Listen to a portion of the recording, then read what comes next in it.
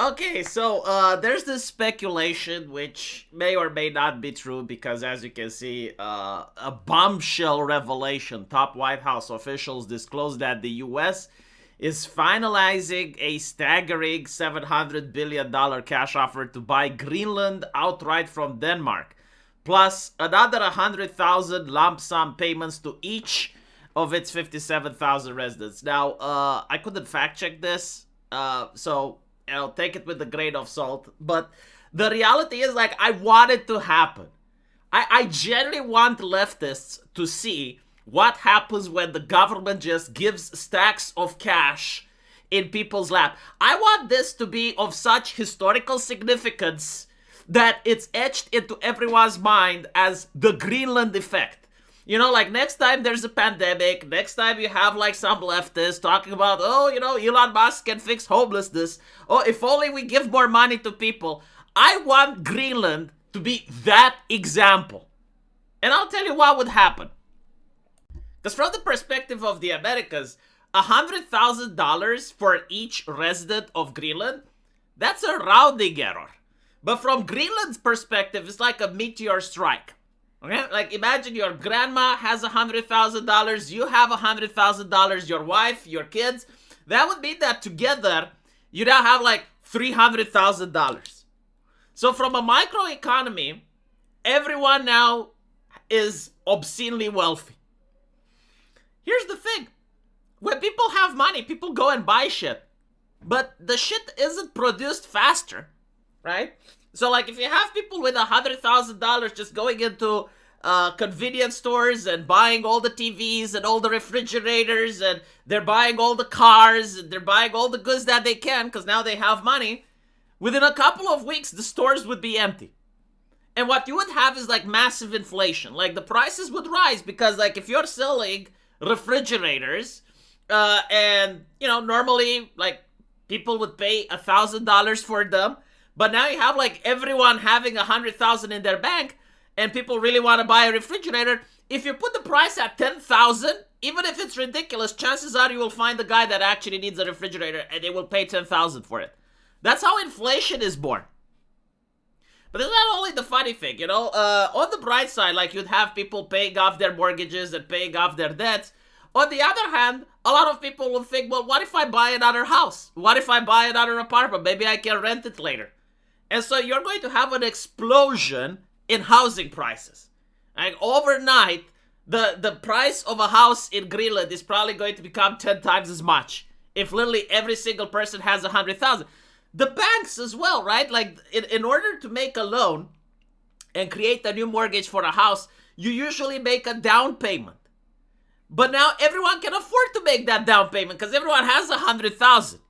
I mean, holy shit, right? Like the economical catastrophe from that alone.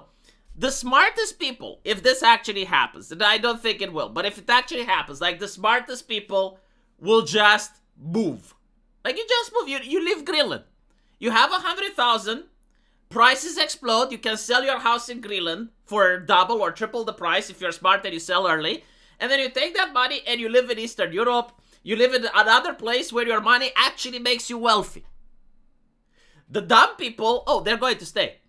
And you're going to see a lot of individuals coming there as consultants, coming there as a friend that can give you an advice, coming there as a stock investor, stockbroker. Like, you're going to have the grifting industry on Greenland at a level of which you have never seen. Like, all of these boomer jobs, you know, the intermediaries, the consultants, the people that literally do nothing, just flap their mouths. Oh my goodness, like they're going to be over Greenland like vultures. And at the end of this economic catastrophe, you're going to end up with some people that used to have a good life, but because they managed to spend their wealth in bad ways, that they're going to be on the streets. Let me put it this way. If you actually look at people that win the lottery, there seems to be a pattern. Like very few people that win the lottery actually end up with a life that's better after they won the lottery than it was before. The cycle seems to be like this. People get a lot of cash, and then they make a lot of purchases, and you have like the honeymoon, where for a couple of years they actually live like kings. And then they realize that the money goes up. Maybe they have made some investments, but they have no idea how to run those businesses. Those businesses go down. Maybe they did buy some apartments or they bought some property, but now they have to pay tax for it and they can't afford it, so they have to sell it. And usually what ends up happening is that they end up in a worse situation after winning the lottery than before winning the lottery. And so if you apply this to a national scale, where every single individual in that country has managed to win the lottery for $100,000, again, it's going to be catastrophic. It's going to be catastrophic. Like if you're from Greenland, you do not want to get $100,000. I mean, in theory, you would want to get $100,000, but you don't want everybody to get $100,000. You feel me? So, in the event that this does happen, which, again, I think it's unlikely, but if it actually ever comes to pass, move. Like, forget nationalism, forget anything. You're going to witness an economic devastation of your nation unlike you have ever seen before. Like, it's going to be really, really bad. Just go to Eastern Europe, just go to Denmark, just go wherever. You know, literally whatever. Go to the United States. I mean, now you're a U.S. citizen, right? Like, if this were to happen. Go to the U.S. and invest those $100,000. Do not stay, because you're going to have some economical woes. I mean, the price of food alone is going to be insane. But anyway, right? I'm actually curious. Like, I do want to see this happen. Like, I do pray that it takes place. I'm sorry, Greenlanders. Like, I'm sorry, but you have to be an example for other leftists. Like, you have to be the nation where this social experiment takes place, so that finally, maybe, some people can become economically literate. And they can understand that by printing more money doesn't necessarily mean that your lifestyle is going to go up, or that you're actually printing welfare by giving cash to people.